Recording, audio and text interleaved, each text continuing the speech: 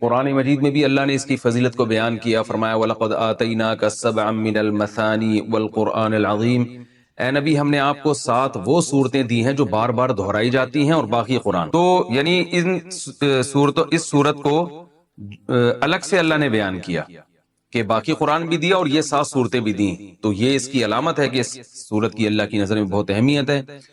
اور اللہ نے اس کی صفت یہ بیان کی، بار بار دہرائی جانے والی کتاب، بار بار دہرائی جانے والی صورت، تو یہ بھی اس کی ایک فضیلت ہے کہ بار بار نمازوں میں دہرائی جاتی ہے۔ نماز میں قرآن کا کوئی بھی حصہ اتنا زیادہ پڑھا جاتا جتنی سورہ فاتحہ کو پڑھا جاتا ہے، تو بہت بڑی فضیلت ہے۔ اور آپ صلی اللہ علیہ وسلم نے فرمایا لم ينزل فی التوراۃ ولا فی الانجیل سورۃ مثل سورۃ الفاتحۃ ولا اعظم منها۔ آپ صلی اللہ علیہ وسلم نے فرمایا نہ اللہ نے تورات میں اس سے بہتر سورت نازل کی، نہ انجیل میں، اور نہ باقی قرآن میں اس سے بہتر سورت نازل کی ہے۔ اور ایک اور حدیث میں آتا ہے کہ رسول اللہ صلی اللہ علیہ وسلم نے ارشاد فرمایا کہ اللہ تعالیٰ فرماتے ہیں قسمت الصلاۃ بینی و بین عبدی، اللہ تعالیٰ فرماتے ہیں میں نے اپنے اور بندے کے درمیان نماز کو ڈیوائیڈ کر دیا ہے۔ تو یہاں نماز سے مراد فاتحہ ہے، یعنی اس کی اتنی اہمیت ہے کہ اللہ نے فاتحہ کو نماز سے تعبیر کیا ہے۔ تو فرمایا کہ جب کوئی بندہ نماز میں کھڑا ہو کر کہتا ہے الحمدللہ رب العالمین، تو اللہ تعالیٰ فرماتے ہیں حمیدنی عبدی، میرے بندے نے میری حمد و ثنا کی، یعنی فرشتوں سے فخر سے کہتے ہیں۔ اور جب وہ کہتا ہے کہ الرحمن الرحیم، بڑا مہربان نہایت رحم کرنے والا، تو اللہ فرشتوں سے کہتے ہیں اثنا علی عبدی، میرا بندہ زبان سے میری تعریف کر رہا ہے۔ اور جب وہ کہتا ہے مالک یوم الدین، تو اللہ تعالیٰ فرشتوں سے کہتے ہیں مجدنی عبدی، دیکھو میرا بندہ میری بزرگی بیان کر رہا ہے۔ اور جب انسان، یہ تو وہ ہے جو اللہ یعنی اللہ کا حصہ ہے، یعنی حدیث میں آتا ہے نا میں نے نماز کو اپنے اور بندے کے درمیان ڈیوائیڈ کیا، تو کچھ حصہ میرا ہے اور کچھ بندے کا ہے، تو یہ والا تو میرا ہو گیا، یہ میری تعریفیں کر رہا ہے یہ۔ اور فرمایا کہ جب یہ کہتا ہے ایاک نعبد و ایاک نستعین، اے اللہ ہم تیری عبادت کرتے ہیں، تجھ سے مدد طلب کرتے ہیں، تو اللہ تعالیٰ فرماتے ہیں ھذا بینی و بین عبدی، کہ میرے اور بندے کے درمیان ایگریمنٹ ہے کہ یہ توحید پر قائم رہے گا۔ اور اب اس نے جب ایگریمنٹ کر لیا اور میری تعریفیں بھی کر دی، تو اب ولی عبدی ما سأل، اس کا حصہ کیا ہے کہ اب جو یہ مانگے گا اس کو ملے گا۔ تو اب یہ مانگے گا کیا؟ اللہ تعالیٰ ہم پہ چھوڑ دیتے، ہم الٹی سیدھی مانگنا شروع کر دیتے، تو اس لیے اللہ نے فرمایا کہ بڑی چیز مانگو خود، کیونکہ اللہ کی رحمت جوش میں ہے اور اللہ کو پتا ہے کہ میں دعا قبول کروں گا، تو اس لیے اللہ نے اچھی دعا مانگنے کا ہمیں حکم دیا جو اہم تھی۔ اور حکم کیا دیا؟ اہدنا الصراط المستقیم، کہ اللہ تو ہمیں سیدھے راستے پر چلا، صراط الذین انعمت علیہم غیر المغضوب علیہم ولا الضالین۔ تو یہ اس طرح سے اللہ تعالیٰ نے فاتحہ کو 2 حصوں میں ڈیوائیڈ کیا ہے حدیث کے مطابق۔ اور حدیث میں آتا ہے صحیح مسلم میں عبداللہ بن عباس رضی اللہ عنہ سے مروی ہے کہ آپ صلی اللہ علیہ وسلم کے پاس جبریل علیہ السلام بیٹھے ہوئے تھے، اچانک آپ نے ایک زوردار آواز سنی جو اس سے پہلے کبھی نہیں سنی تھی۔ تو جبریل نے فرمایا کہ یہ ایک آسمان کا دروازہ ہے جو کھلا ہے، جو آج سے پہلے کبھی بھی نہیں کھلا تھا، اس سے ایک فرشتہ نازل ہوا ہے، اور فرشتے نے نازل ہو کر پھر نبی صلی اللہ علیہ وسلم کو خوشخبری سنائی اور فرمایا ابشر بنورین اوتیتہما لم یؤتہما نبی قبلک فاتحۃ الکتاب و خواتیم سورۃ البقرہ۔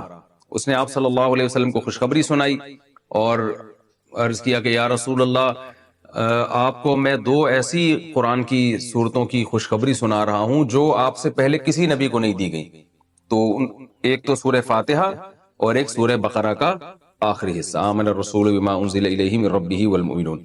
تو یہ اس کے کچھ فضائل ہیں، اس سے معلوم ہوتا ہے کہ بہت بڑی فضیلت ہے۔ ایک فضیلت سورہ فاتحہ کی یہ بھی ہے کہ یہ دم میں بھی رقیہ کے کام آتی ہے۔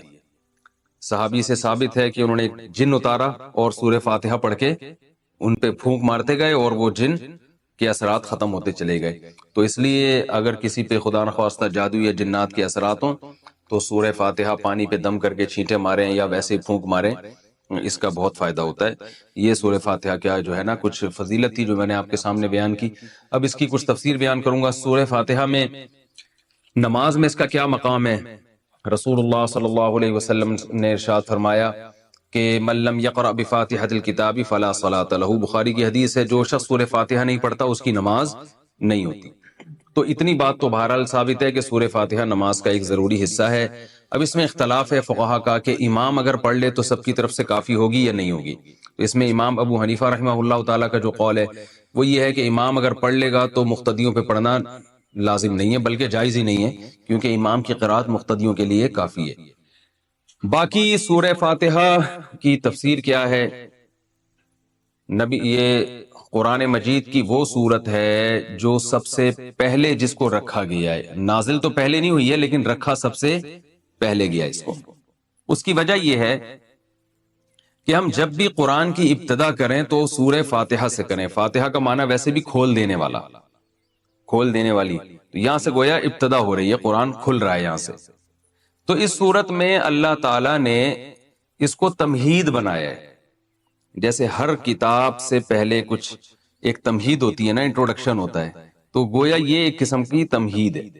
تو اللہ نے اس میں سب سے پہلے اپنا تعارف کروایا کہ الحمد للہ رب العالمین، تمام تعریفیں اللہ کے لیے ہیں جو تمام جہانوں کا پالنے والا. یہ جو للہ میں لام ہے نا، اس کو تخصیص والا لام بھی کہتے ہیں. گاڑی اردو ہے، سمجھ میں نہ آئے تو کوئی ایسی بات نہیں ہے، یوں سمجھ لیں کہ اسلام کا مطلب ہے تمام تعریفیں صرف اللہ کے لیے ہیں. یہ صرف بھی یہاں لگا ہوا ہے، یعنی جتنی بھی تعریفیں ہیں، سخاوت ہے، جود و سخا ہے، بہادری ہے، یہ جو بھی کمالات سمجھے جاتے ہیں، علم والا ہے، رحمت والا ہے، تو تمام تعریفیں حقیقت میں صرف کس میں پائی جاتی ہیں؟ اللہ میں. اگر انسانوں میں کوئی تعریف ہے تو وہ اللہ کی دین سے ہے، اللہ کی عطا سے ہے، ورنہ حقیقت میں حقیقی تعریف کا مستحق تو صرف اللہ کی ذات ہے. تو اللہ نے اپنا تعارف کروایا رب العالمین، تمام جہانوں کا پالنے والا، اس لیے کہ جب تک آپ کے سامنے کتاب کے مؤلف کا انٹروڈکشن نہیں ہوگا آپ کتاب کو ویلیو نہیں دو. الحمدللہ رب العالمین، العالمین عالم کی جمع ہے، عالم کہتے ہیں جہان کو، بہت سارے جہان ہیں. اب اس میں علماء کی مختلف آراء ہیں. بھئی جہان اس اعتبار سے بھی ہیں کہ زمین ایک الگ دنیا ہے، آسمانوں کی ایک الگ دنیا ہے، پھر آسمان 7 ہیں، ہر 7 آسمان کی ایک الگ دنیا ہے. تو اس لحاظ سے اللہ نے بہت سارے جہان بتائے. اور بعض علماء کہتے ہیں اس لحاظ سے بہت سارے جہان ہیں کہ ایک جہان یہ دنیا کا ہے، ایک قبر کا ہوگا اور ایک آخرت کا ہوگا. یہ بھی تو الگ الگ جہاں ہے نا، ہم تو شفٹ ہوتے ہیں. ہماری روح یہاں سے مادی زندگی سے برزخ میں جائے گی، برزخ سے پھر آگے دوبارہ حشر میں، پھر جنت ہے یا جہنم ہے. تو یہ سارے مختلف جہاں ہیں. اور بعض علماء کہتے ہیں اس لحاظ سے یہ مختلف جہاں ہیں کہ جیسے ایک مادی زندگی ہے نا انسانوں کی ہے، ایک فرشتوں کی بھی زندگی ہے، ان کی بھی ایک الگ دنیا ہے، جنات کی بھی ایک الگ دنیا ہے. تو جنات کیوں ٹریس نہیں ہوتے، کیوں نظر نہیں آتے؟ اس لیے کہ وہ مادی چیز نہیں ہے، وہ ایک الگ ہی مخلوق ہے جو ہم اس کو دیکھ نہیں سکتے. آگ سے بنی ہوئی مخلوق ہے، اور یہ جو فرشتے ہیں یہ روشنی سے بنی ہوئی مخلوق ہے. تو یہ بالکل ایک الگ جہاں ہے. تو اس لیے انسان کی جو ریسرچ ہے نا، جو مادی ذرائع ہیں تحقیق کے، اس میں یہ آتا ہی نہیں ہے. تو یہ الگ الگ جہان اللہ نے بنائے ہیں. فرشتوں کی الگ ہو سکتا ہے، یہاں بہت سارے فرشتوں میں نظر نہیں آ رہے، یہاں ہزاروں جنات تو ہمیں نظر، اور شکر ہے کہ نظر نہیں آ رہے، کیونکہ ہمیں نظر آئیں تو پھر جنات کو ہم نظر نہیں آئیں گے، ہم یہاں سے شارٹ ہو جائیں گے. ٹھیک ہے نا؟ تو ہوتے ہیں جنات بھی گھوم رہے ہوتے ہیں دائیں بائیں. تو ابھی اللہ کا انٹروڈکشن چل رہا ہے، تو اللہ نے فرمایا کہ اس کی بہت ساری صفات ہیں، لیکن اس کی جو سب سے اہم ترین صفت ہے، بڑا مہربان اور نہایت رحم کرنے والا. اس کی وہ جس کو میں نے الرحمن رحیم کے لفظ میں بہت ڈیٹیل سے میں بیان کر چکا ہوں کہ اللہ کی رحمت اللہ کے غصے پر غالب ہے، اور اللہ اصل میں تو رحم ہی کرتا ہے، سزا جب دیتا ہے کہ جب کوئی اس کی نافرمانی کرے، اور اس میں بھی بہت سارے آپشن اس نے معافی کے رکھے ہوئے. تو الرحمن الرحیم آگے فرمایا کہ مالک یوم الدین، روز جزا کا مالک. دیکھیں مالک تو اللہ اس جہاں کا بھی ہے، اس جہاں کا بھی ہے، لیکن روز جزا کا مالک اس لیے اللہ نے بیان کیا کہ اس دنیا میں عارضی طور پر انسانوں کی بھی حکومت ہوتی ہے، لہذا انسان ایک دوسرے پہ ظلم کرتے ہیں، اور اللہ یہ ظلم ہونے دیتا ہے، کیونکہ اللہ نے اختیارات دے دیے ہیں کہ تم چاہو تو سیدھے راستے پہ چلو، تم چاہو تو غلط راستے پہ چلو. اس قسم کے اختیارات اللہ نے ہمیں دے دیے. تو آخرت میں یہ اختیارات نہیں ہوں گے، اور آخرت میں ملکیت صرف اور صرف اللہ کی ہوگی. تو لہذا جو عقل مند لوگ ہیں وہ آخرت کو سامنے رکھ کر زندگی گزارتے ہیں. وہ کہتے ہیں اگر آج ہم نے اپنے اختیارات کا غلط اور ناجائز فائدہ اٹھایا تو کل ہمیں یہ بھگتنا پڑے گا، کیونکہ یہ اختیار ہم سے سلب ہو جائے گا، ہم سے چھین لیا جائے گا. تو اس لیے اللہ نے بتایا کہ مسلمان کا عقیدہ کیا ہے کہ اللہ دنیا کا بھی مالک ہے اور آخرت کا تو تن تنہا مالک ہوگا، اس میں تو عارضی طور پر بھی لوگوں کو اختیارات نہیں ہوں گے۔ تو یہ آخرت کا عقیدہ بہت ضروری ہے، اس کے بغیر اسلام پہ نہ کوئی چل سکتا ہے، نہ وہ مسلمان کہلا سکتا ہے۔ تو مالک یوم الدین کے بعد اللہ نے ہم سے ایگریمنٹ کروایا ایاک نعبد و ایاک نستعین، کیونکہ آگے اسلام پر چلنا اسی پر موقوف ہے۔ جب تک آپ ایک اللہ کی عبادت کے قائل نہیں ہیں، اسلام کہتا ہے آپ کی کوئی نیکی قبول ہے ہی نہیں۔ تو ہم سے یہ ایگریمنٹ کروایا گیا ایاک نعبد، اے اللہ ہم تیری ہی عبادت کرتے ہیں، و ایاک نستعین، اور صرف تجھی سے مدد طلب کرتے ہیں۔ تو قرآن میں اللہ نے فرمایا کہ میں نے انسان و جنات کو پیدا کیے میری عبادت کریں، کیا مطلب میری فرما برداری کریں۔ تو اس میں نماز بھی آتی ہے، ماں باپ کا کہنا ماننا بھی آتا ہے، اور جناب اس میں شادی بیاہ بھی آتا ہے، ٹھیک ہے نا، اس میں ولیمے کا کھانا بھی آ رہا ہے، اور اس میں اپنی صحت بنانا بھی آتا ہے، یہ بھی عبادت ہے بھائی، اللہ نے حکم دیا صحت بناؤ، تو اس میں حلال چیزیں کھانا بھی آتا ہے، اللہ نے کہا کہ حلال چیزیں کھاؤ۔ تو یہ سب چیزیں عبادت کے مفہوم میں داخل ہیں، وہ عبادت جس کو لغت میں عبادت کہتے ہیں، لیکن ٹرم جو عبادت کی ہے وہ صرف وہ کھانا کھانے کو عبادت نہیں کہیں گے آپ، بلکہ والدین کی خدمت کرنے کو بھی آپ عبادت نہیں کہہ سکتے، کیونکہ وہ ایک ٹرم ہے نا، ٹرم کہ کسی کی تعظیم، وہ تو صرف اللہ کی تعظیم ہوگی نا اس جذبے کے ساتھ۔ تو وہ عبادت نماز ہے، روزہ ہے، زکوٰۃ ہے، حج ہے، تسبیحات ہیں، اعتکاف ہے، اور یہ جہاد بھی اس میں داخل نہیں ہے اس عبادت میں۔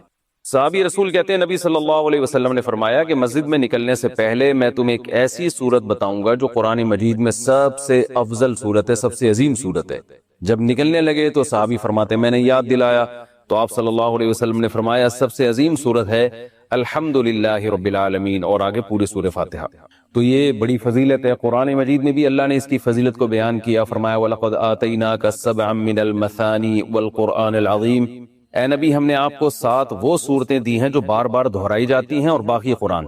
تو یعنی اس صورت کو الگ سے اللہ نے بیان کیا کہ باقی قرآن بھی دیا اور یہ 7 صورتیں بھی دیں، تو یہ اس کی علامت ہے کہ اس صورت کی اللہ کی نظر میں بہت اہمیت ہے۔ اور اللہ نے اس کی صفت یہ بیان کی بار بار دہرائی جانے والی بار بار دہرائی جانے والی صورت، تو یہ بھی اس کی ایک فضیلت ہے کہ بار بار نمازوں میں دہرائی جاتی ہے۔ نماز میں قرآن کا کوئی بھی حصہ اتنا زیادہ پڑھا جاتا جتنی سورہ فاتحہ کو پڑھا جاتا ہے، تو بہت بڑی فضیلت ہے۔ اور آپ صلی اللہ علیہ وسلم نے فرمایا لم ينزل فی التوراۃ ولا فی الانجیل سورۃ مثل سورۃ الفاتحۃ ولا اعظم منها، آپ صلی اللہ علیہ وسلم نے فرمایا نہ اللہ نے تورات میں اس سے بہتر سورت نازل کی، نہ انجیل میں، اور نہ باقی قرآن میں اس سے بہتر سورت نازل کی ہے۔ اور ایک اور حدیث میں آتا ہے کہ رسول اللہ صلی اللہ علیہ وسلم نے ارشاد فرمایا کہ اللہ تعالیٰ فرماتے ہیں قسمت الصلاۃ بینی و بین عبدی، اللہ تعالیٰ فرماتے ہیں میں نے اپنے اور بندے کے درمیان نماز کو ڈیوائیڈ کر دیا ہے۔ تو یہاں نماز سے مراد فاتحہ ہے، یعنی اس کی اتنی اہمیت ہے کہ اللہ نے فاتحہ کو نماز سے تعبیر کیا ہے۔ تو فرمایا کہ جب کوئی بندہ نماز میں کھڑا ہو کر کہتا ہے الحمدللہ رب العالمین، تو اللہ تعالیٰ فرماتے ہیں حمیدنی عبدی، میرے بندے نے میری حمد و ثنا کی، یعنی فرشتوں سے فخر سے کہتے ہیں۔ اور جب وہ کہتا ہے کہ الرحمن الرحیم، بڑا مہربان نہایت رحم کرنے والا، تو اللہ فرشتوں سے کہتے ہیں اثنا علی عبدی، میرا بندہ زبان سے میری تعریف کر رہا ہے۔ اور جب وہ کہتا ہے مالک یوم الدین، تو اللہ تعالیٰ فرشتوں سے کہتے ہیں مجدنی عبدی، دیکھو میرا بندہ میری بزرگی بیان کر رہا ہے۔ اور جب انسان، یہ تو وہ ہے جو اللہ یعنی اللہ کا حصہ ہے، یعنی حدیث میں آتا ہے نا میں نے نماز کو اپنے اور بندے کے درمیان ڈیوائیڈ کیا، تو کچھ حصہ میرا ہے اور کچھ بندے کا ہے، تو یہ والا تو میرا ہو گیا، یہ میری تعریفیں کر رہا ہے یہ۔ اور فرمایا کہ جب یہ کہتا ہے ایاک نعبد و ایاک نستعین، اے اللہ ہم تیری عبادت کرتے ہیں، تجھ سے مدد طلب کرتے ہیں، تو اللہ تعالیٰ فرماتے ہیں ھذا بینی و بین عبدی، کہ میرے اور بندے کے درمیان ایگریمنٹ ہے کہ یہ توحید پر قائم رہے گا۔ اور اب اس نے جب ایگریمنٹ کر لیا اور میری تعریفیں بھی کر دی، تو اب ولی عبدی ما سأل، اس کا حصہ کیا ہے کہ اب جو یہ مانگے گا اس کو ملے گا۔ تو اب یہ مانگے گا کیا، اللہ تعالیٰ ہم پہ چھوڑ دیتے، ہم الٹے سیدھی مانگنا شروع کر دیتے، تو اس لیے اللہ نے فرمایا کہ بڑی چیز مانگو خود، کیونکہ اللہ کی رحمت جوش میں، اور اللہ کو پتہ ہے کہ میں دعا قبول کروں گا، تو اس لیے اللہ نے اچھی دعا مانگنے کا ہمیں حکم دیا جو اہم تھی۔ اور حکم کیا دیا، اہدنا الصراط المستقیم، کہ اللہ تو ہمیں سیدھے راستے پر چلا، صراط الذین انعمت علیہم غیر المغضوب علیہم ولا الضالین۔ تو یہ اس طرح سے اللہ تعالیٰ نے فاتحہ کو 2 حصوں میں ڈیوائیڈ کیا ہے حدیث کے مطابق۔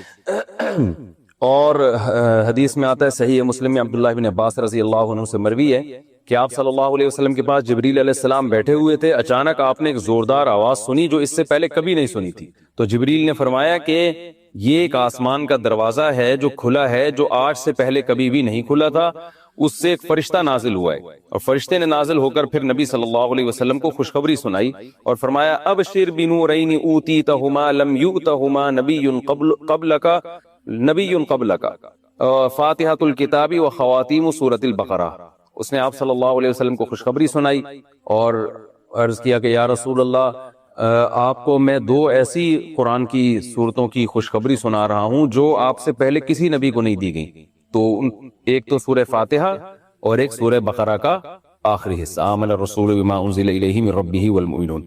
تو یہ اس کے کچھ فضائل ہیں، اس سے معلوم ہوتا ہے کہ بہت بڑی فضیلت ہے. ایک فضیلت سورہ فاتحہ کی یہ بھی ہے کہ یہ دم میں بھی رقیہ کے کام آتی ہے.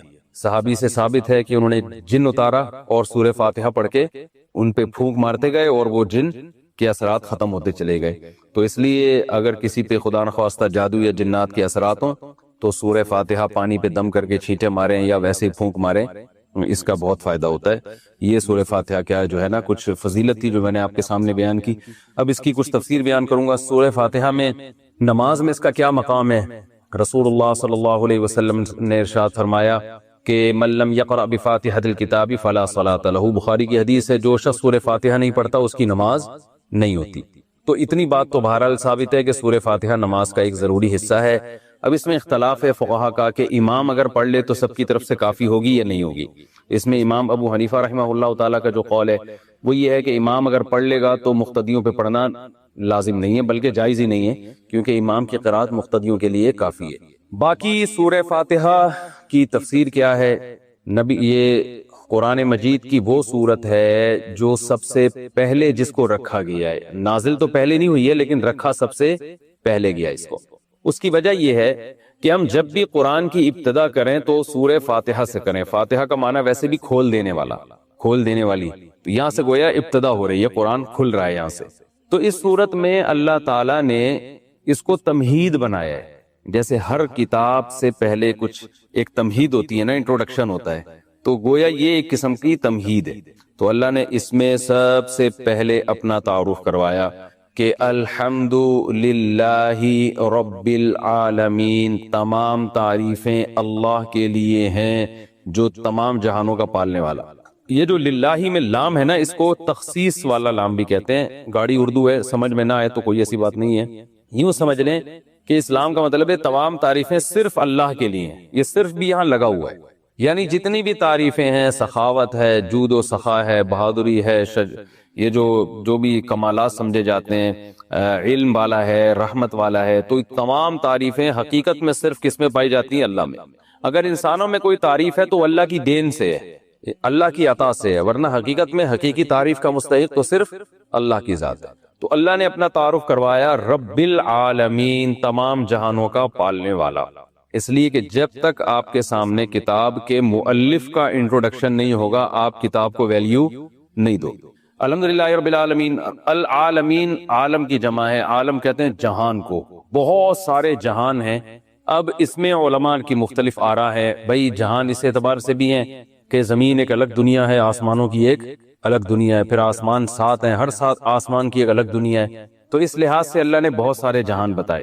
اور بعض علماء کہتے ہیں اس لحاظ سے بہت سارے جہان ہیں کہ ایک جہان یہ دنیا کا ہے، ایک قبر کا ہوگا اور ایک آخرت کا ہوگا. یہ بھی تو الگ الگ جہاں ہے نا، ہم تو شفٹ ہوتے ہیں. ہماری روح یہاں سے مادی زندگی سے برزخ میں جائے گی، برزخ سے پھر آگے دوبارہ حشر میں، پھر جنت ہے یا جہنم میں. تو یہ سارے مختلف جہاں ہیں.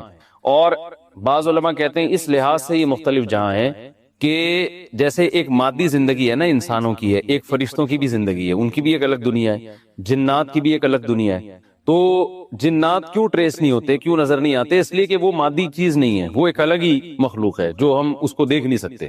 آگ سے بنی ہوئی مخلوق ہے. اور یہ جو فرشتے ہیں یہ روشنی سے بنی ہوئی مخلوق ہے. تو یہ بالکل ایک الگ جہاں ہے.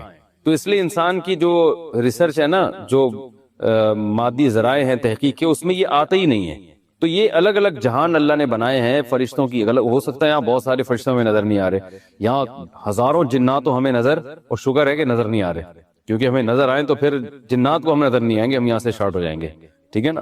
تو ہوتے ہیں جنات بھی گھوم رہے ہوتے ہیں دائیں بائیں. تو ابھی اللہ کا انٹروڈکشن چل رہا ہے، تو اللہ نے فرمایا کہ اس کی بہت ساری صفات ہیں، لیکن اس کی جو سب سے اہم ترین صفت ہے، بڑا مہربان اور نہایت رحم کرنے والا. اس کی وہ جس کو میں نے الرحمن رحیم کے لفظ میں بہت ڈیٹیل سے میں بیان کر چکا ہوں کہ اللہ کی رحمت اللہ کے غصے پر غالب ہے، اور اللہ اصل میں تو رحم ہی کرتا ہے، سزا جب دیتا ہے کہ جب کوئی اس کی نافرمانی کرے، اور اس میں بھی بہت سارے آپشن اس نے معافی کے رکھے ہوئے. تو الرحمن الرحیم آگے فرمایا کہ مالک یوم الدین، روز جزا کا مالک. دیکھیں مالک تو اللہ اس جہاں کا بھی ہے اس جہاں کا بھی ہے، لیکن روز جزا کا مالک اس لیے اللہ نے بیان کیا کہ اس دنیا میں عارضی طور پر انسانوں کی بھی حکومت ہوتی ہے، لہذا انسان ایک دوسرے پہ ظلم کرتے ہیں اور اللہ یہ ظلم ہونے دیتا ہے، کیونکہ اللہ نے اختیارات دے دیے ہیں کہ تم چاہو تو سیدھے راستے پہ چلو، تم چاہو تو غلط راستے پہ چلو. اس قسم کے اختیارات اللہ نے ہمیں دے دیے. تو آخرت میں یہ اختیارات نہیں ہوں گے، اور آخرت میں ملکیت صرف اور صرف اللہ کی ہوگی. تو لہذا جو عقل مند لوگ ہیں وہ آخرت کو سامنے رکھ کر زندگی گزارتے ہیں. وہ کہتے ہیں اگر آج ہم نے اپنے اختیارات کا غلط اور ناجائز فائدہ اٹھایا تو کل ہمیں یہ بھگتنا پڑے گا، کیونکہ یہ اختیار ہم سے سلب ہو جائے گا، ہم سے چھین لیا جائے گا. تو اس لیے اللہ نے بتایا کہ مسلمان کا عقیدہ کیا ہے کہ اللہ دنیا کا بھی مالک ہے اور آخرت کا تو تنہا مالک ہوگا، اس میں تو عارضی طور پر بھی لوگوں کو اختیارات نہیں ہوں گے. تو یہ آخرت کا عقیدہ بہت ضروری ہے، اس کے بغیر اسلام پہ نہ کوئی چل سکتا ہے، نہ وہ مسلمان کہلا سکتا ہے. تو مالک یوم الدین کے بعد اللہ نے ہم سے ایگریمنٹ کروایا ایاک نعبد و ایاک نستعین، کیونکہ آگے اسلام پر چلنا اسی پر موقوف ہے. جب تک آپ ایک اللہ کی عبادت کے قائل نہیں ہیں، اسلام کہتا ہے آپ کی کوئی نیکی قبول ہے ہی نہیں. تو ہم سے یہ ایگریمنٹ کروایا گیا ایاک نعبد، اے اللہ ہم تیری ہی عبادت کرتے ہیں، و ایاک نستعین، اور صرف تجھی سے مدد طلب کرتے ہیں. تو قرآن میں اللہ نے فرمایا کہ میں نے انسان جنات کو پیدا کیے میری عبادت کریں، کیا مطلب میری فرما برداری کریں. تو اس میں نماز بھی آتی ہے، ماں باپ کا کہنا ماننا بھی آتا ہے، اور جناب اس میں شادی بیاہ بھی آتا ہے، ٹھیک ہے نا، اس میں ولیمے کا کھانا بھی آ رہا ہے، اور اس میں اپنی صحت بنانا بھی آتا ہے، یہ بھی عبادت ہے. بھائی اللہ نے حکم دیا صحت بناؤ، تو اس میں حلال چیزیں کھانا بھی آتا ہے، اللہ نے کہا کہ حلال چیزیں کھاؤ. تو یہ سب چیزیں عبادت کے مفہوم میں داخل ہیں، وہ عبادت جس کو لغت میں عبادت کہتے ہیں. لیکن ٹرم جو عبادت کی ہے وہ صرف نماز، وہ کھانا کھانے کو عبادت نہیں کہیں گے آپ. قرآن مجید میں اللہ تعالیٰ نے حکم دیا ادخلوا فی السلم کافہ، ایمان والوں کو حکم دیا. دیکھیں قرآن میں دو طرح کے حکام ہیں، ایک عام انسانوں کو اللہ نے خطاب کیا ہے یا ایھا الناس سے، اے لوگو، اور ایک ہے جو ایمان لا چکے ہیں جو اپنے آپ کو مسلم کہتے ہیں، الگ سے ان کو خطاب کیا ہے یا ایھا الذین آمنوا سے. یہ جو میں نے آیت پڑھی ہے اس میں یا ایھا الذین آمنوا، اے لوگو جو ایمان لائے ہو، جن کے سر پہ ٹوپی ہے، جو گیٹ اپ مسلمانوں والا رکھتے ہیں، جن کے حلیے کو ٹوپی کوئی فرض واجب نہیں ہے. کہیں آپ ایسا نہ ہو کہ سمجھیں کہ جن کی ٹوپی نہیں ہے تو وہ ظاہری گیٹ اپ ہے، ٹوپی ایک علامت ہے جس سے دیکھ کے پتہ چل جاتا ہے کہ ہاں بھائی کسی. میں جب امیگریشن میں آیا تو امیگریشن سے گزرا تو مجھے انہوں نے کہا آپ افغانستان سے آ رہے ہو کیا؟ گیٹ اپ میرا پگڑی وگڑی دیکھ کے میں نے کہا پاکستان سے آ رہا ہوں. تو کچھ ایسے ہیں جن کا گیٹ اپ اسلام والا ہے، کسی کا پورا کسی کا آدھا. اتنی بات تو ہے ہمارے نام مسلمانوں والے ہیں. تو اللہ ہم سے خطاب کر کے کہتا ہے ادخلوا فی السلم کافتن. اللہ نے ہمیں یہ نہیں کہا اسلام لے آؤ، لائے ہوئے ہم پہلے سے. اللہ نے کہا اسلام میں مکمل داخل ہو جاؤ. مسئلہ ہمارے ساتھ یہ ہے کہ ہم اسلام کو اپنے فیور میں یوز کرتے ہیں، جتنا فائدہ ہمیں اسلام سے ہو رہا ہے اس حد تک ہم مسلم ہیں.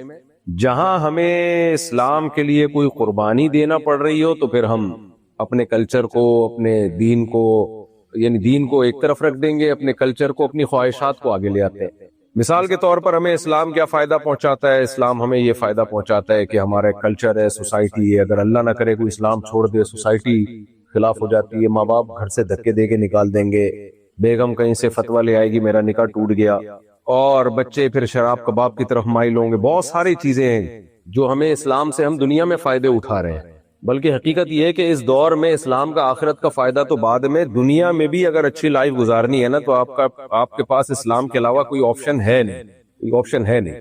مزے کی زندگی گزارنے کے لیے آپ کے پاس اسلام ہی ہے، ورنہ مزے کی زندگی بھی نہیں ملے گی.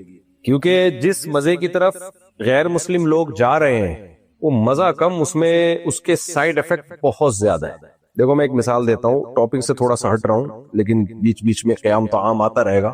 ہم جب موٹر وے پہ جاتے ہیں تو پشاور جانا ہو تو قیام طعام آتا ہے نا، وہ میری عادت ہے، قیام طعام میں اترتا رہتا ہوں. جو پابندیاں اسلام نے لگائی ہیں نا ہمارے اوپر، شراب پہ پابندی، شباب پہ پابندی، شباب کا مطلب گرل فرینڈ، نائٹ کلب، زنا، یہ اس کو میں شباب کہوں گا. بار بار وہ گرل فرینڈ کا نام لینا اچھا نہیں لگتا. ہر آدمی کا دماغ پھر اپنی گرل فرینڈ کی طرف جانا شروع ہو جاتا ہے. تو اس کو اردو ادب میں کہتے ہیں شباب کباب. کیا کہتے ہیں؟ شباب کباب.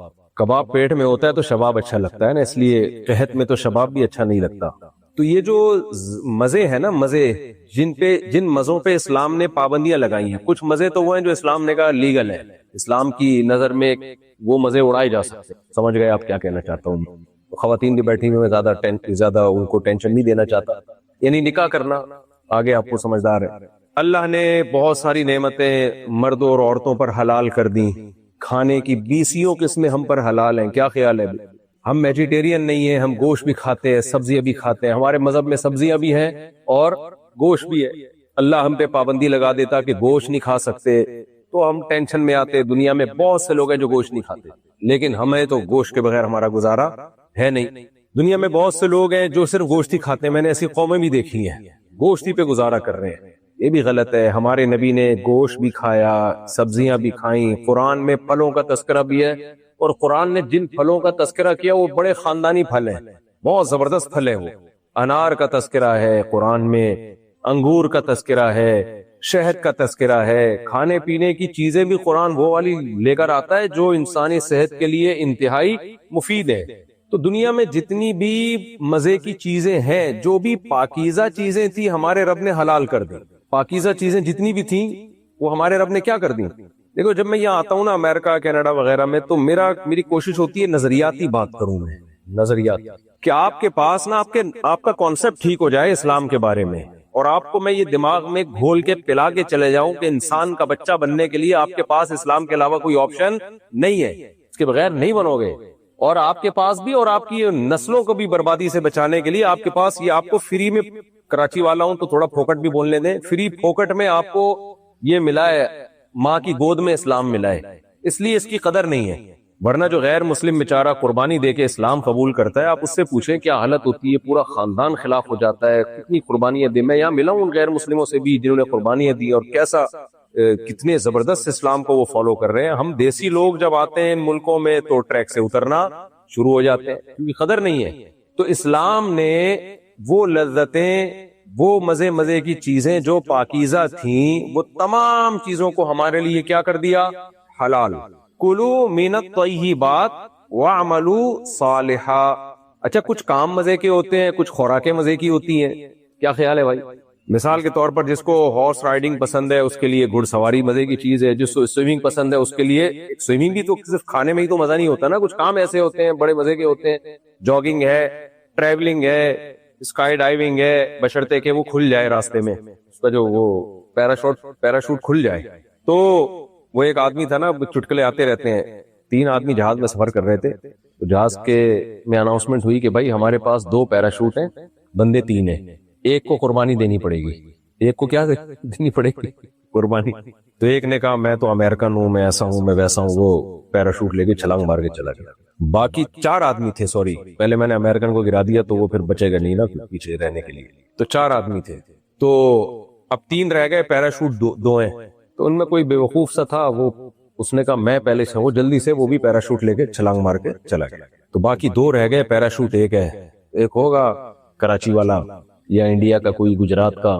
اس نے کہا کہ چلو یار ہم تو ویسے بھی اپنے شہر میں جائیں گے تو کہیں گٹر کا ڈھکن کھلا ہوا ہو کہیں سے، ہماری زندگی تو ہر وقت خطرے میں ہی ہے، تو چل میں تیرے لیے قربانی دیتا ہوں، تو یہ پیراشوٹ لے کے اتر جا. اس نے کہا بے فکر رہو، 2 پیراشوٹ موجود ہیں، جو ہم سے پہلے گیا ہے وہ اسکول کا بستہ لے کے اس نے چھلانگ لگا. اسکائی ڈائیونگ میں بہت مزہ ہے بشرطے کہ پیراشوٹ بھی ہو اور وہ کھل بھی جائے. تو بہت ساری مزے کی چیزیں ہیں، مزے کے کام ہیں جو حلال ہیں. ہمارے رب نے ہمارے لیے کیا کر دیے؟ ان کو حلال کر. اور یہ کون سی چیزیں؟ ان چیزوں میں جو کامن چیز ہے وہ کیا ہے؟ وہ کامن قدر مشترک کیا ہے؟ دیکھو ڈاکٹر آپ کو کہتا ہے نا یہ خوراکیں کھا سکتے ہو، یہ چیزیں نہیں کھا سکتے. تو آپ تلاش کرتے ہو نا، یہ جو چیزیں مجھے کھانے کی اجازت دی جا رہی ہے اس میں کامن کیا چیز ہے، اور جن چیزوں پہ مجھ پہ پابندی لگائی جا رہی ہے اس میں قدر مشترک کیا چیز ہے. تو اس سے آپ کو اندازہ ہو جاتا ہے کہ جن چیزوں کو ڈاکٹر نے کہہ دیا کہ نہیں کھاؤ، تو اگر ان جیسی اور بھی چیزیں ہوں گی وہ بھی آپ چھوڑ دو گے. تو اللہ تعالیٰ نے جن چیزوں کو ہمارے لیے، جن لذتوں کو، جن مزے کی چیزوں کو ہمارے لیے حلال قرار دیا، ان میں کامن کیا ہے؟ کلوا من الطیبات واعملوا صالحا. وہ کام بھی پاکیزہ ہیں اور وہ خوراکیں بھی پاکیزہ ہیں. صاف ستھری چیزیں ہیں جن کو تم کھا سکتے ہو، اور صاف ستھرے کام ہیں جو تم کر سکتے ہو. اب کھانے پینے کی صاف ستھری چیزیں جو ہے وہ تو فوراً پتہ چل جاتا ہے. مثال کے طور پر گوبر کھانے کی اجازت ہے اسلام میں ہے بھائی؟ کسی حدیث میں گوبر کھانے سے منع کیا ہے؟ مجھے ایک بات بتاؤ. دیکھو میں بیان نہیں کرتا، میں گپ شپ لگاتا ہوں، آپ مجھے ایسے نہ دیکھیں جیسے میں نے قرضہ لیا ہوا ہے آپ لوگوں سے. گپ شپ کے موڈ میں بیٹھے، کوئی ٹینشن کی بات نہیں ہے، ہم سب ایک ہی جیسے ہیں، اس لیے ٹینشن کی بات ہی نہیں ہے. تو بالکل ایسے فری ہو کے بیٹھیں گے نا تو مجھے بولنے میں بھی، بات چیت میں بھی آسانی ہوگی. مجھے ایک بات بتاؤ، گوبر اسلام میں حلال ہے حرام ہے؟ بولو نا. حرام ہے. تو کہیں حدیث میں آتا ہے گوبر کھانا حرام ہے؟ نہیں آتا. اس لیے حرام اس لیے ہے کہ وَيُحَرِّمُ عَلَيْهِمُ الْخَبَائِثِ، خبیث چیزیں، ناپاک چیزیں جتنی بھی ہیں وہ سب کی سب اسلام میں آٹومیٹیکلی کیا ہو گئی؟ حرام ہو گئی. اب اس کے لیے الگ سے بتانے کی ضرورت نہیں ہے کہ گوبر پہ الگ سے حدیث ہو اور گھوں پہ الگ سے حدیث ہو، اور کیا میں مسجد میں آپ کو رپورٹیں پیش کرتا پھروں میں. تو جن چیزوں کا نام لیتے ہوئے گھن آتی ہے ان چیزوں کو کھانے کی اسلام نے کہاں سے اجازت دی ہوگی؟ تو کھانے پینے کی کچھ چیزیں ایسی ہیں جو دیکھنے سے فوراً پتا چل جاتا ہے کہ اسلام ان کو کبھی بھی الاؤڈ کر ہی نہیں سکتا. سمجھ میں آ رہی ہے بات کہ نہیں آ رہی ہے؟ کچھ چیزیں کھانے پینے کی ایسی ہیں جو ہیں تو ناپاک، لیکن انسانی عقل وہاں تک نہیں پہنچ سکتی. ہو سکتا ہے میڈیکل سائنس ترقی کرے اور ایک وقت میں آ کے میڈیکل سائنس فتویٰ دے دے کہ یہ ناپاک ہے، ان میں گند ہوتا ہے، جراثیم ہوتے ہیں. وہ کون سی چیزیں؟ جتنے بھی درندے ہیں، کتے، بلی، سور، یہ سب چیزیں اسلام نے کیا کی ہے ہمارے اوپر؟ حرام. کیوں حرام کی؟ اسلام نے کہا یہ بھی خبیث چیزیں ہیں، ناپاک چیزیں ہیں، انسان کے کھانے کی نہیں ہے. کتا اگر آپ کو چاٹ لیتا ہے، برتن میں منہ لگا دے، اس برتن کو دھوئے بغیر آپ کھا نہیں سکتے کھانا. اس میں اس کا تھوک اتنا گندا ہے، تو جو تھوک اس کے گوشت میں پیدا ہوتا ہے وہ گوشت اسلام کہاں سے اجازت دے سکتا ہے کہ آپ وہ گوشت کھا لیں؟ تو یہ وہ ناپاک چیز ہے جو دیکھنے میں بھی کیا نظر آتی ہے؟ دیکھنے میں نہیں پتا چلتا فوری طور پر، لیکن اسلام نے بتا دیا کہ کتے، بلی اور اس طرح کے چوہے، پتہ نہیں کیا کیا دنیا میں کھایا جا رہا ہے، چوہے ہو گئے، گرگٹ ہو گئے، یہ وغیرہ وغیرہ، جتنی اس طرح کی چیزیں ہیں یہ انسان کے کھانے کی نہیں ہے. تو یہ بھی ناپاکی ہے. پھر دوسری ناپاکی وہ ہوتی ہے جس کو ہم روحانی طور پہ ناپاک کہہ سکتے ہیں. روحانی طور پہ گندگی. مثال کے طور پر آپ نے مرغی خریدی، مرغی حلال ہے حرام ہے؟ حلال.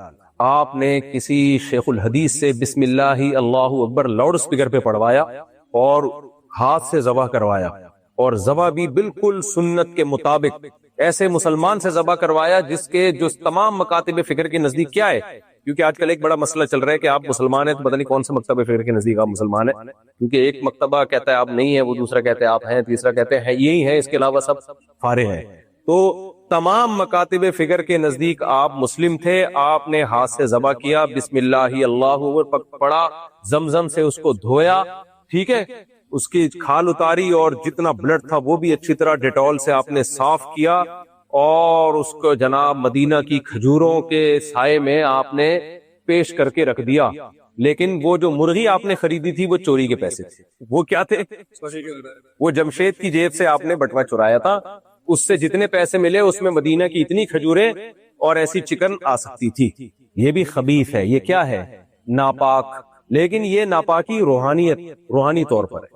یہ ناپاکی پاک ہو سکتی ہے، کتا پاک نہیں ہو سکتا. یہ ایسے ناپاک ہو سکتی ہے، کھانے سے پہلے آپ جمشید کو بتا دو بھائی میں نے تمہاری جیب سے بٹوا چرایا تھا، اس سے میں نے مدینہ کی کھجوریں خریدی، زمزم خریدا اور یہ مرغی خریدی، اور یہ سارے پیسے تمہارے، یا تو تم معاف کر دو یا میں تمہیں یہ پیسے دینے کے لیے تیار ہوں. اگر وہ معاف کر دے یا پیسے لے لے تو یہ حرام چیز فوراً ایک سیکنڈ کے اندر کیا ہو جائے گی؟ حلال ہو جائے گی. ہمارے حضرت فرمایا کرتے تھے بعض لوگ کھاتے حرام ہیں، ہگتے حلال ہیں. یعنی کھا کے پھر جس کی چوری کی ہے نا اس سے اجازت لے لیتے ہیں کہ اب تو کھا، وہ بھی کہتا ہے یار کھا ہی لیا ہے تو اب میں کیا بیچارے کو آخرت میں کیا، تو کہتا ہے چل میں نے معاف کیا. تو وہ پہلے پاس ہونے سے پہلے کیا ہو جاتا ہے؟ وہ حلال ہو جاتا ہے. یہ بھی ایک طریقہ ہے حلال حرام کو حلال کرنے کا. سامنے والے کے پاس کوئی آپشن نہیں ہے نا، وہ الٹی کر کے نکالے گا تھوڑی مرغی. تو دیکھو یہ بھی حرام کا ایک، یہ بھی اسلام اس کو بھی کیا کہتا ہے؟ خبیث، ناپاک، غلیظ، گندا مال کھا رہے ہو آپ. یہ کیا ہے؟ گندا مال. تو غیر مسلم تو کہے گا بھائی اللیگل ہے. اسلام کے نزدیک اللیگل سے اوپر ایک لفظ ہے جو زیادہ بھاری بھرکم لفظ ہے. اللیگل ہلکا لفظ ہے. دیکھو مثال سے بات سمجھاتا ہوں. آپ نے کہیں چوری کی، اللہ بچائے، چوری کی آپ نے. اب اس چوری کے، یہ چوری لیگل ہے اللیگل ہے؟ بولو اللیگل. تو اللیگل ہونے کی بیس پہ آپ کو سزا ملے گی کہ جس کے پیسے آپ نے چرائے ہیں آپ یا تو وہ پیسے واپس کریں، یا کسی ملک کا لا ہو سکتا ہے کہ ڈبل پیسے واپس کریں اور 1 آدھ دن کی جیل ہوگی جو بھی ہوگا، یا وہ اگر معاف کر دے تو معاف بھی ہو جائے گا. ایسا ہی ہے نا. لیکن اسلام کیا حکم یہ ہے کہ چور کا ہاتھ کاٹ دو. آپ نے 10,000 روپے چرائے، اسلام کیا کہہ رہا ہے؟ چور حکومت کو کہہ رہا ہے آپ نہ کاٹنا شروع کر دیں تو چور کا کیا؟ ہاتھ کاٹ دو. سوال یہ پیدا ہوتا ہے کہ جرم اس نے یہ کیا کہ 10,000 روپے چرائے اور ہاتھ کاٹا جا رہا ہے 10 کروڑ کا، بلکہ وہ بھی کم ہے. کیا خیال ہے؟ تو کسی اللیگل کام پہ 10 کروڑ یا 10 ارب کا آپ کا ذاتی پارٹ جو قدرت نے آپ کو گفٹ دیا ہو، دنیا کا کوئی قانون یہ کہتا ہے کہ اللیگل کام پہ آپ کسی کا ہاتھ کاٹ ڈالیں؟ کوئی لا اجازت دے گا اس کی؟ لیکن قرآن کہہ رہا ہے، اس کا مطلب قرآن چوری کو صرف اللیگل نہیں کہہ رہا، حرام کہہ رہا ہے کہ چوری کیا ہے؟ ایک حرام عمل ہے، اور حرام عمل کی سزا میں جو پنشمنٹ ہے اس کا ہاتھ کاٹا جائے گا. اس سے پتہ چلتا ہے کہ اللیگل ہلکی چیز ہے، اور اسلام جب کسی چیز کو حرام کہتا ہے تو وہ اللیگل سے بہت اوپر کی چیز ہے. میرے خیال ہے میں سمجھا نہیں پا رہا. دیکھو دنیا میں جرم ہر قوم میں ناجائز ہے، ہر قوم میں جو برائی کو پسند نہیں کیا جاتا، لیکن اسلام میں جرائم کے لیے کچھ اللیگل بھی ہے. اسلام میں غیر قانونی، مثال کے طور پر لال بتی جل رہی ہے، آپ سگنل توڑ کے چلے گئے، اسلام کہتا ہے اللیگل کام کیا آپ نے. جو ملک کا قانون ہے وہ سزا دے، آپ کو ملنی چاہیے. بس اس سے زیادہ اسلام بھی نہیں دیتا سزا. جتنا ٹریفک پولیس والا سزا دے گا نا، اسلام اس میں مزید کوئی ایڈ نہیں کرتا کچھ. لیکن چوری میں اسلام کیا کہتا ہے؟ ہاتھ کٹے گا آپ کا. اگر آپ نے زنا کر لیا تو اسلام کیا کہتا ہے؟ اگر 4 گواہ موجود ہیں، یعنی اس کے ثبوت کے لیے شرائط سخت رکھی ہیں تاکہ لوگ جھوٹا الزام نہ لگائیں ایک دوسرے پر. لیکن اسلام حکومت کو کہتا ہے 100 کوڑے مارے جائیں، اور اگر میرڈ ہے تو سنسار کیا جائے. اب مجھے بات بتاؤ، ایک شخص بدکاری کرتا ہے، میرڈ آدمی، سب سے زیادہ اس کے اس عمل سے تکلیف اس کی بیوی کو ہوگی. کیا خیال ہے؟ اگر وہ پکڑا گیا، بیوی سے پوچھا جائے گا نا، یہاں گورنمنٹ کہے گی بھئی آپ کے ساتھ اس نے ناانصافی کی، آپ بتائیں کیا سزا ملنی چاہیے. بیگم کہتی ہے بھئی اس کو چھوڑ دو، میرا میاں ہے، چلو یار میں نے معاف کیا، میری بے وفائی کی اس نے، میرے ساتھ اس نے خیانت کی ہے، کوئی بات نہیں، میں نے کیا کیا؟ معاف کیا. اسلام معاف کر دے گا؟ اے بھئی اسلام کہتا ہے شادی شدہ مرد ہے اور مضبوط یعنی ثبوت سے اگر اس کا جرم ثابت ہو گیا تو گورنمنٹ پر لازم ہے کہ اس کو رجم کرے. وہ کما رہا ہے تو 100 کوڑے مارے. سوال پیدا ہوتا ہے، خیانت تو بیگم کے ساتھ کی ہے اور وہ معاف کر رہی ہے، اس کو تکلیف ہو نہیں رہی ہے، اس نے دل بڑا کر دیا کہ چلو یار میں نے معاف کیا اس کو، تو پھر اسلام اس کو سزا کیوں دے رہا ہے؟ بھائی وجہ اس کی یہ ہے کہ بدکاری کرنا، زنا کرنا، یہ بیوی کے ساتھ ناانصافی، بیوی کے ساتھ بے وفائی، یہ ایک پہلو ہے. دوسرا پہلو کیا ہے کہ یہ حرام عمل ہے، اور حرام کی ڈیفینیشن کیا ہے؟ گاڈ کی، خدا کی نافرمانی کرنا، خدا کے قانون کو توڑنا. تو اللہ کی طرف سے پنشمنٹ الگ ہوگی اس کے لیے. سمجھ میں آ رہی ہے بات کہ نہیں آ رہی؟ تو بھائی آپ پہلے فیصلہ کر لیں آپ مسلم ہیں یا نہیں ہیں. اگر آپ مسلم ہیں تو کچھ اللیگل کام تو صرف اللیگل ہی کہلائیں گے، کچھ اللیگل کام ایسے جو صرف اللیگل نہیں ہے بلکہ اللہ نے اس کو ناجائز اور حرام قرار دیا، اس کو خبائث میں، خبیث میں داخل کیا ہے. تو اس پہ جو سزا ملے گی وہ کس کی طرف سے ملے گی؟ وہ اللہ کی طرف سے ملے گی. اور آسان مثال دے کے بس میں آگے چلتا ہوں.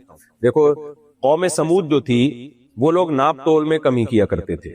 آپ نے پڑھا ہوگا قرآن مجید میں اللہ تعالیٰ نے قوم سمود کی طرف وَإِلَىٰ ثَمُودَ أَخَاهُمْ صَالِحًا، صالح علیہ السلام کو بھیجا. صالح علیہ السلام میں جا کے ان کو سمجھایا. پہلی بات تو یہ کہ قوم سمود میں ناپ تول کی کمی میں صالح علیہ السلام کو بھیجنے کی کیا ضرورت تھی؟ بھائی ناپ تول کی کمی سے کیا ہو رہا تھا؟ کرپشن ہو رہی تھی. کرپشن کی وجہ سے بہت سارے لوگوں کو ٹھگا جا رہا تھا، یہی ہو رہا تھا نا. تو وہ لوگ خود یہ فیصلہ کرتے یار سارے ہی قوم میں جب ٹھگ ہو گئے تو قانون مضبوط بنائے ہم تاکہ یہ ٹھگنا ختم ہو، کوئی لا مضبوط ہو. وہاں کی گورنمنٹ کو چاہیے تھا نا یہ کرتی. اور اگر نہیں کرتے تو ہم اگر وہاں جاتے ہم کہتے یار جب سبھی ایک دوسرے کو ٹوپیاں کرا رہے ہیں تو کرانے دو, جب یہ اس پہ خوش ہیں, سبھی ایک دوسرے کو ٹھگ رہے ہیں, سبھی ایک دوسرے کو کراچی کی اصطلاح میں کہتے ہیں چونا لگا رہے ہیں, ٹوپیاں کرا رہے ہیں, تو کرنے دو, کیا خیال ہے آپ, ان کا اپنا نقصان ہے. لیکن قرآن کیا کہتا ہے کہ ہم نے ان کو کرپشن سے روکنے کے لیے صالح علیہ السلام کو بھیجا, جو میسنجر آف گاڈ تھے, خدا کا پیغام لے کر اس قوم کے پاس گئے ہیں کہ تم ناپ تول میں کمی کرتے ہو, جب حق لینے کی باری آتی ہے تو حق پورا لیتے ہو, جب حق دینے کی باری آتی ہو تو اس میں ڈنڈی مارتے ہو. قوم باز نہیں آئی, اللہ نے پوری قوم کو تباہ و برباد کر دیا. مجھے ایک بات بتاؤ, ناپ تول میں کمی کرنا صرف اللیگل کام ہوتا تو اس پہ پوری قوم کا تباہ کرنا بنتا نہیں ہے, کیونکہ اس میں تو وہ لوگ بھی تباہ ہو رہے ہیں جن کو یہ ٹھگا کرتے تھے. بھائی اللیگل کام کی سزا تو تھوڑی ملتی ہے, اور اس کو ملتی ہے جس نے وہ کام کیا ہو. اور کیا کام کیا تھا, جس کو ٹھگا تھا تو ان کی جیب سے اس کو پیسے دیے جاتے ہیں نا. اللہ نے پوری قوم کو تباہ و برباد کر دیا. کیوں تباہ و برباد کر دیا؟ کرپشن, ناپ تول میں کمی, یہ گورنمنٹ کے لا کے حساب سے اللیگل ہے, خدائی قانون میں اللیگل نہیں ہے. اللیگل سے اوپر کی چیز ہے جس کو کیا کہا جاتا ہے, حرام ہے, اور اس پر یہ نہیں ہوگا کہ اتنے سال کی جیل یا اتنے سال کی سزا اور اتنے جرمانہ, نا نا نا نا. اللہ کہتے ہیں حرام کا مطلب یہ ہے کہ خدا کے بنائے ہوئے قانون کو توڑنا. تو جب خدا کے بنائے ہوئے قانون کو توڑا جائے گا تو سزا کون دے گا؟ خدا دے گا. یہاں تک بات سمجھ میں آ گئی کہ نہیں آ گئی؟ ایک اور اہم بات, جب بھی ہم کوئی جرم کرتے ہیں تو جرم کی نوعیت آرڈر دینے والے کی حیثیت سے تبدیل ہوتی رہتی ہے. دیکھو, آپ کے دوست نے آپ سے کہا کہ یار میں بیٹھا ہوا ہوں, مجھے سستی ہو رہی ہے, تھکاوٹ ہو رہی ہے, مجھ سے کولر کی طرف اٹھ کے جایا نہیں جا رہا, یار جمشید تو ایک گلاس پانی پلا دے. جب سے وسیم کو میں نے بہت رگڑا ہے نا بیانات میں, وسیم سلیم, تو اب میں آ گیا ہوں جمشید کی طرف کہ سلیم اور وسیم کا پیچھا چھوڑ. جمشید بھی اچھا نام, کامن نام. آپ نے کہا یار جمشید ایک گلاس مجھے پانی پلا دے. جمشید تھا ایک نمبر کا, ہے نہیں, یعنی یہاں کوئی جمشید صاحب بیٹھے ہو تو ان کے علاوہ کی بات کر رہا ہوں. جمشید ایک نمبر کا سس آدمی تھا, اس نے کہا میں نہیں پلا رہا. آپ کو غصہ آئے گا نا, کیا سزا دو گے آپ؟ تھوڑا سا ڈانٹ ٹپٹ کر دو گے, یار تیرے سے تو ایک گلاس پانی نہیں پلایا جاتا. ایک خاتون نے بچے کو بھیجا, ہمارے یہاں سے واقعات بہت ہوتے ہیں, تو بیٹا جاؤ ان سے چینی لے کر آؤ, تھوڑی سی چائے بنانی ہے. پڑوسن کے یہاں گئی, اس نے کہا ہمارے یہاں نہیں ہے. چل بیٹا جا سامنے سے جا کے لے آ. وہاں گئی, وہاں بھی نہیں ہے. چمونی آپا کے جا, چمونی آپا کے گئی, وہاں بھی نہیں ہے. فلانی آپا کے جا. پہلے تو یہ نام بہت ہوتے تھے ایک خاندان میں, بڑی آپا, چھوٹی آپا, درمیانی آپا, اس طرح کے بہت نام. تو بچے ہی پیدا ہونا بند ہو گئے تو سارے آپا واپا اور سارا سیٹ اپ ہی ختم. ایک آدھ بچہ ہوتا ہے سے کیا خاندان وجود میں ہے. بڑی پھپھو, چھوٹی پھپھو, منجلی پھپھو, پھپھو کی 15-20 قسمیں ہوا کرتی تھیں. چاچے مامے ہوتے تھے. بھائی خاندان کو آباد کرو, اللہ کو خاندانی لوگ پسند ہیں. شادی یا بچے یہ سب پسند ہے اللہ کو, اس سے خاندان وجود میں آتے ہیں. ایک آدھ بچہ ہوگا تو یہ خاندان ختم. تو پہلے ہی ہوا. خیر اس نے کہا جا بیٹا پڑوسن سے لے آ, فلاں سے لے آ. جا 20 جگہ سے اس نے ٹرائی مار لیا, کسی نے چینی نہیں دی. تو بچے نے آ کے امی سے کہا کوئی بھی چینی دے رہا. امی نے کہا کمبخت, سارے ایک نمبر کے بغیرت کنجوس, چل جا اپنی چینی کا ڈبہ نکال.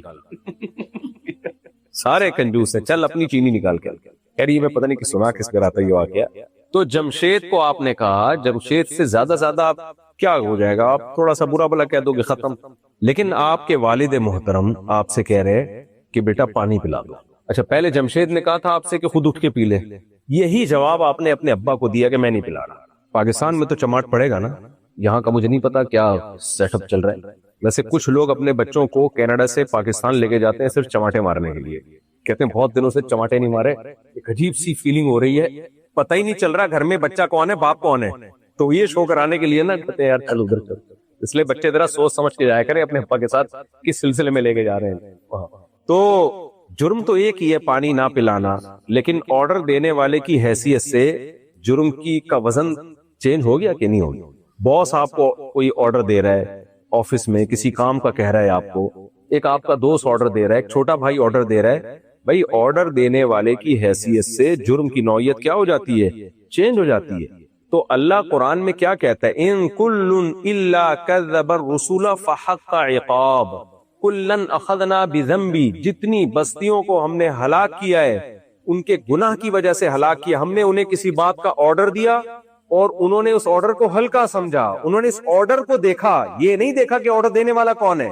تبھی تو یہ ایتھیسٹ لوگ اشکال کرتے ہیں, یہ کیا بات ہے یار, ایک نماز پہ جہنم اور ماں باپ کی اطاعت جو نہیں کرتا وہ جہنم میں جائے گا, اور سود کھانے والا جہنم میں جائے گا.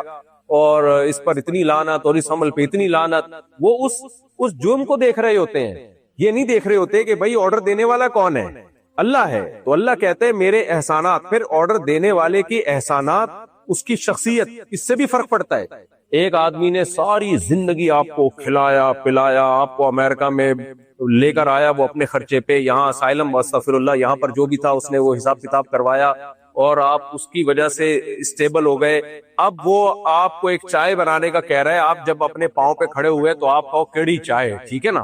وہ ایک آدمی پانی دریا میں ڈوب رہا تھا، کنجوس آدمی تھا، زندگی میں کبھی اس نے صدقہ خیرات نہیں کیے تھے، ڈوب رہا ہے، بچنے کی کوشش کر رہا ہے، بچ نہیں پا رہا. تو کسی نے کہا منت مان لے کہ اگر میں بچ گیا تو اللہ کے نام پہ 2 دیگیں غریبوں کو کھلاؤں. وہ منت بھی نہیں مان رہا، کنجوس آدمی تھا نا. تو جب اس کو یقین ہو گیا کہ اب تو میری موت یقینی ہے، تو اس نے منت مانی ہے، اللہ اگر تو نے مجھے پانی سے نکال دیا تو تیرے نام پہ 2 دیگیں غریبوں کو کھلاؤں گا. ایک دم ایک لہر آئی اور اٹھا کے اس کو پانی سے باہر. جیسے ہی پانی سے باہر آیا کہتے کیڑی دیگ، کیا کہتا ہے، جیسے ہی بول رہا نا کیڑی دیگ، دوسری لہر آئی واپس پانی میں. جیسے ہی اندر گیا کہہ رہے میں پوچھ رہا تھا میٹھی کے کڑوی، یعنی میٹھی کون سی، میں تو ڈیٹیل معلوم کر رہا تھا. تو ہے تو یہ لطیفہ. کچھ لوگ ایسے ہیں ہماری نعمتوں سے فائدہ اٹھاتے ہیں، مصیبتوں میں ہمیں پکارتے ہیں، لیکن جب ہم ان سے کوئی مصیبت دور کرتے ہیں، مرہ کألم، کیا ہے قرآن کی آیت نہیں، ہاں کألم یدعونا، ایسے ہو جاتا ہے جیسے اس نے ہمیں کبھی پکارا ہی نہ ہو. غیر مسلم پتہ ہے کیا دیکھتا ہے اس مسلم میں اور غیر مسلم میں کیا فرق ہے؟ غیر مسلم جرم کی حیثیت کو الگ الگ دیکھ رہے ہوتے ہیں. زنا کر لیا تو کیا ہو گیا، لڑکی بھی راضی ہے، لڑکا بھی راضی ہے تو کیا ہو گیا، کسی کا دل تو نہیں دکھا. ان کی نظر میں سب سے بڑا مسئلہ ہے کسی کا دل نہ دکھاؤ. بس لبرل جو سیکولر نام نہاد لبرل لوگ ہیں، ان کا یہی مسئلہ ہے کہ ہم نے کسی کا دل تو نہیں دکھایا نا. ہم نے اگر جوا بھی کھیلا ہے تو بتا کے کھیلا ہے نا، اتنے پیسے تو لگا، اگر یہ چاند آ گیا تو میرے، ہم تو وہ والا جوا بتائیں گے نا جو کراچی میں چل رہا ہے، چھاپ آ گیا تو تیرے. تو اس میں کیا ہے، جب وہ راضی ہے، سود میں کیا ہے جا رہا ہے، 1 لاکھ روپے دے کے اگر اس سے ہم 50,000 اضافی لے رہے ہیں تو وہ راضی ہے نا، اس پہ چوری تھوڑی کر رہے ہیں، کسی کا دل تو نہیں دکھا رہے ہیں. مسلمان اس حیثیت سے نہیں دیکھتا، مسلمان اس حیثیت سے دیکھتا ہے کہ یہ آرڈر کس کا ہے، اللہ کا آرڈر ہے. بھائی اللہ کا جب آرڈر ہے تو آرڈر دینے والے کے احسانات اگر زیادہ ہو، بہت زیادہ، اور اتنے احسانات کہ قرآن کہہ رہا ہے لو كان البحر مدادا لكلمات ربي لنفد البحر قبل ان تنفد كلمات ربي ولو جئنا بمثله مددا. ساری دنیا کے درخت قلم بن جائیں، ساری دنیا کے سمندر سیاہی بن جائیں، اور تم اللہ کے احسانات لکھنا شروع کرو، اللہ کے کلمات لکھنا شروع کرو، سمندروں کی سیاہی خشک ہو جائے گی اور درخت کے قلم گھس گھس کے ختم ہو جائیں گے. اللہ کے جو تم پر احسانات ہیں وہ ختم نہیں ہوں گے. سر کے بال سے لے کے پاؤں کے ناخن تک کتنے احسانات ہیں. جس خدا کے احسانات کے سمندر میں ڈوبے ہوئے ہیں، وہ ہمیں آرڈر دے رہا ہے کہ فجر پڑھ لو. آپ کو یار میری آنکھ نہیں کھلتی. وہ آپ کو آرڈر دے رہا ہے ظہر پڑھ لو. وہ یہ تھوڑی کہہ رہا ہے سارا دن بیٹھ کے نمازیں پڑھو. وہ یہ تھوڑی کہہ رہا ہے صبح اٹھنا ہی ہے نا. وہ کہہ رہا ہے جلدی اٹھ جاؤ، انسان کے بچے بن جاؤ، صبح ٹائم پہ جلدی اٹھ جاؤ. میں تھائی لینڈ میں تھا، میں نے 6 بجے دیکھا ساری مارکیٹیں کھلی ہوئی ہیں. میں نے کہا ان کے لیے، مارکیٹوں کے لیے پوری قوم کا اٹھنا بہت آسان ہے، اور ہمارے لیے خدا کا حکم سمجھ کے فجر کے لیے اٹھنا مشکل کام ہے. وجہ کیا ہے؟ کنفیوز ہے، پتہ نہیں خدا کا آرڈر ہے بھی یا نہیں ہے تو ہلکا لے لیا. ہلکا کیوں لیا؟ اس ہلکا لینے میں ایک تو نظریات کی خرابی، دوسرا ہلکا کہ 27ویں رات میں آپ رو کے دعائیں کریں تو اگلے پچھلے سارے کیا ہو جاتے ہیں، پچھلے تو ہوتے ہیں، اگلے بھی وہ کرواتے ہیں ہم. تبھی 27ویں رات میں جب ختم قرآن کے موقع پہ لوگ دعائیں مانگ رہے ہوتے ہیں نا، ایسے نوجوانوں کو میں جانتا ہوں، ان کا عید والے دن فلم دیکھنے کا پورا پروگرام ہے. ان کا پورا پلان ہوتا ہے کہ ہم فلم دیکھیں گے جا کے، اور نئی فلم آ رہی ہے عیدوں پہ، اکثر نئی فلمیں چلتی ہیں نا، تو اب تو پتہ نہیں پاکستان میں چل رہی ہے کہ نہیں چل رہی، تو ہم جو ہے یہ کریں گے وہ کریں گے، اور پھر رو کے دعائیں ہوتی ہیں، اور گرل فرینڈ کا فون بج رہا ہوتا ہے. اس کو کہتے ہیں ابھی تھوڑا دعا سے فارغ ہو جاؤں پھر بات کروں گا میں آپ سے. تو وجہ کیا ہے بھائی؟ آپ اللہ کے آرڈر کو کیا لے رہے ہو؟ ہلکا لے رہے ہو. رمضان میں جو ہر ایک کے گناہ معاف ہوتے ہیں نا، تو حدیث میں یہ بھی تو آتا ہے کہ بہت سے روزے دار ایسے ہیں جن کو روزے میں بھوک کے علاوہ کچھ بھی نہیں حاصل ہوتا، حالانکہ روزہ تو وہ بھی رکھ رہے ہیں. بہت سے راتوں کی عبادت کرنے والے ایسے ہیں جن کو بے خوابی کے علاوہ کچھ بھی حاصل نہیں ہوتا. یہ بھی تو ہے نا حدیث میں. تو جس کے احسانات زیادہ ہوں اس کے آرڈر کی ویلیو خود بخود بولو بڑھ جاتی ہے. اب دیکھو کسی نے آپ پہ بہت سارے احسانات کی، میں ایک مثال دے رہا تھا نا، آپ کسی کو پاکستان سے لے آئے، انڈیا سے لے آئے، اور بیچارہ بے روزگار تھا یہاں امریکہ میں، آپ نے اس کو اسٹیبل کیا وغیرہ وغیرہ وغیرہ، باپ اس سے کہہ رہے یار آج میں تھکا، وہ چائے پلا دے. وہ بہت سے لوگ ایسے ہوتے ہیں، وہ دیکھتا ہی نہیں، مڑ کے پوچھتا ہی نہیں، ایسے گھننے بن جاتے ہیں جیسے پہچانتے ہی نہیں. قرضہ لینے سے پہلے اور لینے کے بعد جو حالت ہوتی ہے وہ حالت ہو جاتی ہے. آپ قرضہ لیں. کل کسی نے مجھے کہا کہ میں اتنے قرضوں میں ڈوب گیا ہوں, میرے ساتھ تھوڑی سی تعاون ہو. میں نے کہا کس سلسلے میں ڈوبے ہو؟ کہتے ہیں میں نے بہت لوگوں سے, میں نے یعنی کاروبار کے سلسلے میں قرضہ لیا ہے. مجھ سے کوئی مشورہ لے رہا تھا کاروبار کے سلسلے میں نے قرضہ لیا ہے, تو اب میں کاروبار چلا نہیں, میں قرضوں میں ڈوب گیا ہوں, تو کچھ تھوڑا سا تعاون کر دیں. میں نے ساتھی سے کہا میں اگر اس کو دوں گا نا, اس نے جن لوگوں سے قرضہ لیا ہے ان کو واپس نہیں کرنا, اس نے دوبارہ سے کاروبار کرنا ہے. کیونکہ جب جیب میں دھیلا نہیں تھا کمبخت, تمہیں کاروبار کرنے کی ضرورت کیا تھی؟ دوسروں کے پیسوں پہ کھیل رہے ہوتے ہیں. تو ایسے لالچی لوگ, میں نے کہا ان کو آپ جتنی بھی زکاتیں دے دو, یہ یاد رکھو ہمارے تجربوں سے کچھ چیزیں سیکھنے کی ہیں. یہ بھی میں قیام طعام کے لیے تھوڑا سا ٹریک سے اترا ہوں. یہ تجربوں سے سیکھنے کی چیزیں. جو لوگوں سے پیسے لے کے کاروبار کرتا ہے اپنا دھیلا نہ لگائے. پہلی بات, وہ کاروبار ڈبوئے گا تو لازمی. اگر وہ آپ کو پروفٹ کما کے دے رہا ہے تو سمجھو زیادہ بڑا فراڈی ہے وہ. بھائی کوئی صاحب بیٹھیے کام کرتے ہو تم, وہ ٹھیک ہوں گے, ان کے علاوہ کی بات کر رہا ہوں. ہاں, تو وہ جو پیسے لے گا نا آپ سے, وہ لے کے ڈبوئے گا پہلی بات. اور اگر پروفٹ دے رہا ہے تو زیادہ خطرناک ہے. وہ اعتماد بحال کر رہے ہیں تاکہ اور زیادہ دیں, پھر آخر میں لے کے بھاگے گا وہ. اور دوسرا, بھاگنے کے بعد جب اس پہ قرضے چڑھیں گے تو پھر وہ لوگوں سے زکاتیں لے کے یہ نہیں کرے گا کہ جن کا قرضہ ان کو واپس کرے. وہ جہاں کہہ رہے 10 آدمیوں کو قرضہ چڑھا ہوا ہے تو ایک ان کا بھی چڑھا جائے تو کیا آ جا رہا ہے, تو اس میں کون سا ایسا ٹینشن والی بات ہے. تو جس کے احسانات کے بوجھ تلے آپ ڈوبے ہوئے ہو, اس کا چھوٹا سا حکم کی نافرمانی بھی یہ چھوٹی نافرمانی کہلاتی ہے یا بڑی نافرمانی کہلاتی ہے؟ تبھی تو اسلام میں سب سے زیادہ جن کے احکامات کی تاکید کا حکم ہے, جن کے ساتھ حسن سلوک کا حکم ہے, وہ کون ہے؟ بولے نا زبان سے, وہ ماں باپ ہے.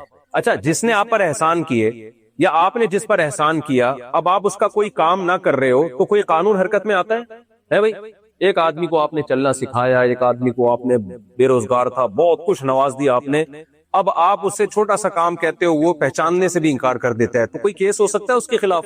کوئی بھی نہیں ہو سکتا, کیونکہ یہ اللیگل نہیں ہے نا, یہ اللیگل نہیں ہے. لیکن یہ حلال ہے, حرام ہے, حرام ہے, اللہ نہیں چھوڑے گا قیامت کے دن. سمجھ میں آ رہی ہے بات کہ نہیں آ رہی؟ تبھی اسی سے یہ سمجھے کہ جو والدین کو اولڈ ہاؤس میں جمع کرا لیتے ہیں, اللیگل نہیں ہے, یہ لیگل ہے.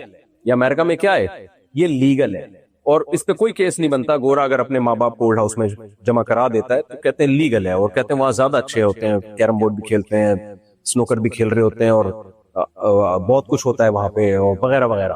گھر میں وہ سب تو اولڈ ہاؤس کو ہمارے یہاں بھی پروموٹ کرنا شروع کر دیا. یہاں لوگ آتے ہیں, ولاگ بناتے ہیں, دیکھو اولڈ ہاؤس ایسی بری چیز نہیں ہے, بہت زبردست چیز ہے. میں کہتا ہوں تمہارا بھی انجام پھر اولڈ ہاؤس ہی ہوگا. یہ ولاگ بڑھاپے میں اپنے بچے کو دکھانا کہ بیٹا مجھے بھی وہاں جا کے جمع کراؤ, تو کوئی کیس نہیں بنتا. پاکستان میں بھی نہیں بنتا. لیکن مجھے ایک بات بتاؤ, اللہ چھوڑ دے گا؟ اللہ نہیں چھوڑے گا. اللہ کہے گا تیری ماں نے تجھے پیدا کرتے ہی اولڈ ہاؤس میں کیوں جمع نہیں کرا دیا, یہ چائلڈ ہاؤس میں کیوں جمع نہیں کرا دیا؟ تیری ماں نے کیوں تجھے سنبھال کے رکھا تھا؟ تیرے باپ نے کیوں تجھے گود میں اٹھائے گھومتا تھا؟ تیری پریشانی پہ وہ پریشان ہوتا تھا, تیری غم پہ وہ رویا کرتا تھا, تیری خوشی پہ وہ خوش ہوا کرتا تھا. یہ اس کے جذبات تھے. قانون اس پہ مجبور نہیں کر رہا تھا. قانون ملازموں کو مجبور, قانون ایئر ہوسٹس کو مجبور کرتا ہے کہ مجھے بٹن دباؤں تو چائے پلائے. نہیں پلائے گی, اس کی کمپنی اس کو نکال دے گی. ماں اور باپ کو کوئی مجبور نہیں کرتا, وہ اپنی محبت میں اولاد کی خدمت کرتے ہیں. اللہ یہ کہتے ہیں جس نے تمہیں بچپن میں محبت دی, جب وہ بوڑھے ہو گئے تو تم نے ان کو بھولنا نہیں ہے. اگر تم ان کو بھول گئے, تم نے اس محبت کا بدلہ نہیں دیا جو دنیا میں انہوں نے دیے بچپن میں تمہیں, تو دنیا کچھ نہیں کہے گی, میں نہیں چھوڑوں گا میں, کیونکہ یہ احسان فراموشی کی بدترین مثال ہے. یہ جس کے احسانات زیادہ ہوتے ہیں اس کے آرڈر کی ویلیو خود بخود بڑھ جاتی ہے. تو سب سے زیادہ احسانات کس کے ہیں میرے بھائی؟ اللہ کے احسانات ہیں. اب ہونا یہ چاہیے تھا کہ اسلام نے بتایا اللہ کے احسانات ہیں, لہذا اللہ کے احکام کو فالو کرو. احسانات کا بدلہ دینے میں نا سب سے بڑی رکاوٹ ہوتی ہے آپ کے خواہشات. مثال کے طور پر آپ اسٹیبل ہو گئے, کسی نے آپ پر بڑے احسانات کیے, اب آپ کو ظاہر ہے اس کی بات, اس کا کام کرنا پڑے گا, اس کی خدمت کرنی پڑے گی. انسان اس سے جان چھڑاتا ہے, انسان چاہتا ہے کہ میں آزاد رہوں, مجھ پہ کسی قسم کی کوئی ذمہ داری نہ آئے. تو اس کا ایک طریقہ تو یہ کہ بے شرم بن کے آپ یہ کام کریں. آپ جمشید کو بول دیں تم نے مجھ پر یہ احسانات کیے تھے, ٹھیک ہے میں مانتا ہوں, لیکن میں اس کا بدلہ نہیں دوں گا, تمہیں جو اکھاڑنا ہے اکھاڑ لو. اس سے کیا ہوتا ہے, انسان بدنام ہوتا ہے کہ نہیں ہوتا؟ لوگ کہیں گے دیکھو احسان فراموش ہے, مانتا ہے کہ اس نے احسانات کیے لیکن بدلہ نہیں دے رہا. لیکن عزت دار آدمی ایسا نہیں کرے گا. عزت دار آدمی اگر بے شرم اور بے غیرت ہو جائے نا, تو وہ یہ ماننے سے ہی انکار کر دے گا کہ جمشید کے مجھ پر احسانات ہیں, کیونکہ اس کو پتا ہے میں نے اگر یہ مان لیا, میں نے اگر یہ تسلیم کر لیا, تو دنیا کہے گی کہ مانتا بھی ہے، اس کے بعد بھی اس کے ساتھ تیرا یہ سلوک ہے. تو اپنے آپ پہ اچھا لیبل لگانے کے لیے کہ ہم بہت اچھے ہیں، دنیا ہمیں اچھا سمجھے، اس کا بہترین طریقہ یہ کہ جس نے احسانات کیے اس کے محسن ہونے کا انکار کرتا.